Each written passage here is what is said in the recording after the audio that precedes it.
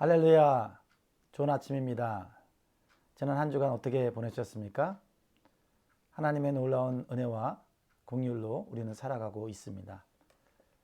우리 서로 더 격려하고 기도하면서 이 힘든 시기를 잘 넘어가면 좋겠습니다. 또 보이지 않게 수고하는 모든 우리 목자, 목녀들 그리고 재직들에게 진심으로 감사를 드립니다. 오늘 4월 25일 말씀은 신명기 9장 22절에서 29절 말씀을 같이 나누려고 합니다. 오늘 말씀의 제목은 하나님을 더 이상 거역하지 않게 하소서입니다. 하나님을 더 이상 거역하지 않게 하소서. 옛날에 물에 빠진 사람 구해줬더니 보따리까지 내놓으라고 한다는 말이 있습니다. 이스라엘 백성들의 모습이 꼭 이와 같습니다. 애굽 땅에서 노예로 고통받는 이스라엘 백성들이 살려달라고 부르짖어서 하나님께서 모세를 통해 구원해 주셨습니다. 그리고 꿈에도 그리던 자유인이 되었습니다. 그리고 하나님께서는 가나안 땅까지 약속해 주셨습니다. 그리고 불가능해 보이는 홍해를 기적적으로 건넜습니다. 그러자 그들은 하나님을 찬양하며 기뻐했습니다. 모든 것을 얻은 것처럼 그들은 감사하며 미래를 꿈꿨습니다. 그러나 이것도 잠시 그 후에 이스라엘 백성들이 광야로 들어가면서 그들은 하나님에 대한 거역의 역사가 시작됩니다. 24절 말씀을 같이 보도록 하겠습니다. 내가 너희를 알던 날부터 너희가 항상 여호와를 거역하여 왔느니라. 이 거역의 역사가 바로 이 세상의 역사입니다. 그래서 이 세상은 하나님의 심판과 징계를 받아 멸망당할 수밖에 없는 것입니다. 하지만 하나님은 우리에게 긍휼을 베푸시고 은혜를 베푸셔서 이 거역의 역사를 바꾸어 주시기 위해서 하나님의 아들 예수 그리스도를 이 땅에 보내셨습니다. 로마서 5장 19절 말씀을 보면 한 사람이 순종하지 아니함으로 많은 사람이 죄인 된 것 같이 한 사람이 순종하심으로 많은 사람이 의인이 되리라. 할렐루야. 이것이 복음입니다. 오직 예수 그리스도를 믿고 순종의 사람이 되는 길이 영생의 삶을 살게 되고 영원한 천국에 들어가는 은총을 입게 된다라는 것입니다.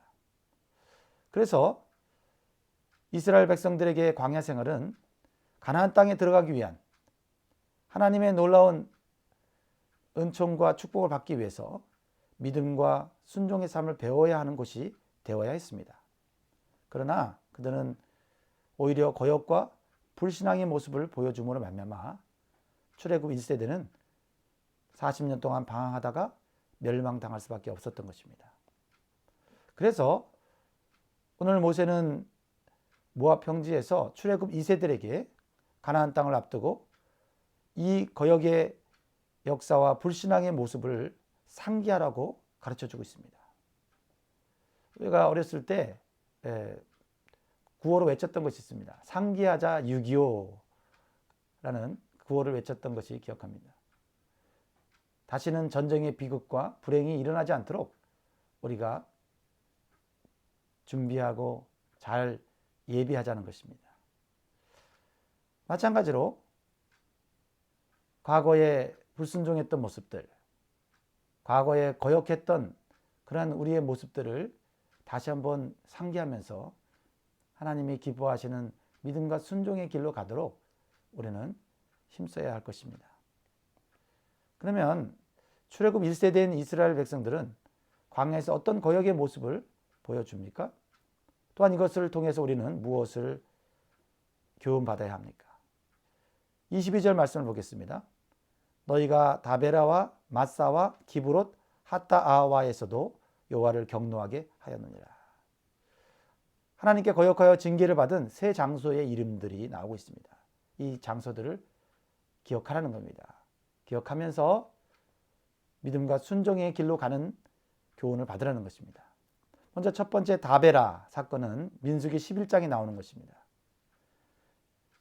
광야 생활이 좀 불편하고 어려워지자 하나님을 악한 말로 원망하였다라고 기록되어 있습니다. 그래서 하나님께서 진노하셔서 진영의 끝에 불이 나게 하셔서 그들에게 징계하십니다.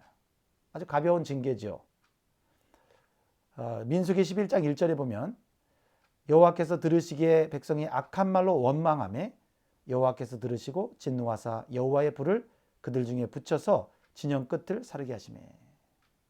이 다벨의 사건은 사람이 하나님 앞에서 말을 조심해야 한다는 사실을 깨닫게 합니다. 하나님은 우리가 하는 말을 다 듣고 계시기 때문입니다. 우리는 의식적으로 믿음의 말을 함으로써 하나님을 기쁘시게 하고 또한 하나님께서 우리 가운데 역사하시는 것을 경험할 수 있어야 한다는 것입니다. 두 번째로 마사 사건입니다. 출애굽기 17장에 나오는 내용인데요. 출애굽하여 이스라엘 백성들이 광야로 들어서자 그들은 물 때문에 고통을 받았습니다. 그래서 르비딤에서 물이 없어서 그들은 불평하면서 하나님을 시험하였습니다. 하나님의 존재를 의심하였다라는 것입니다. 방금 전까지 홍해의 역사를 체험하고 하나님의 놀라운 만나의 역사를 체험했는데도 불구하고 그들은 하나님을 시험하고 하나님의 존재를 의심하였다고 말하고 있습니다. 출애굽기 17장 7절에 보면 그가 그곳 이름을 마사 또는 무리바라 불렀으니 이는 이스라엘 자손이 다투었으며 또는 그들이 여호와를 시험하여 이르기를 여호와께서 우리 중에 계신가 안 계신가 하였음이더라. 우리도 종종 어렵고 힘든 일이 생기면 믿음이 약하여지고 정말 하나님이 계시는가 안 계시는가를 우리가 의심하는 그러한 때도 있었습니다. 이 마사 사건은 하나님의 존재를 의심하거나 하나님의 능력을 시험해서는 안 된다는 것을 교훈해 주고 있습니다.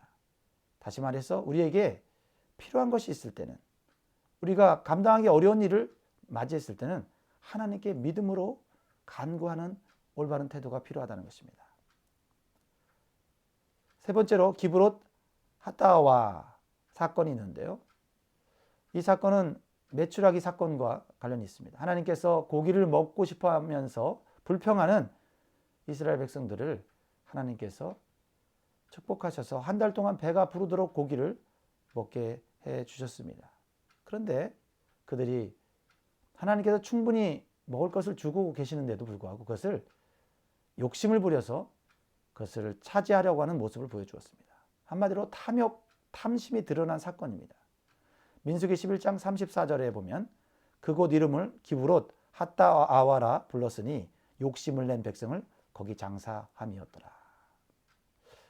기브롯 핫다아 사건은 하나님께서 허락하신 것 외에 더 욕심을 낼 때에 멸망당할 수 있음을 가르쳐주고 있습니다.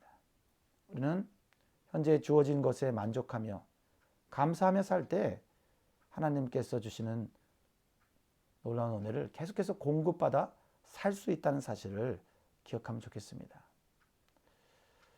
23절에 보면 하나님께서 결정적으로 거역했던 장소가 한 군데가 더 나옵니다. 무엇입니까? 가데스 바네아. 제가 설교 시간에도 몇 번 언급을 했는데요. 가데스 바네아 사건은 민수기 13장에 나오는 거역의 사건입니다. 오늘 23절 말씀을 보면요. 같이 읽습니다. 여호와께서 너희를 가데스 바네아에서 떠나게 하실 때에 이르시기를 너희는 올라가서 내가 너희에게 준 땅을 차지하라 하시되 너희가 너희 하나님 여호와의 명령을 거역하여 믿지 아니하고 그 말씀을 듣지 아니하였나니 기록하고 있습니다.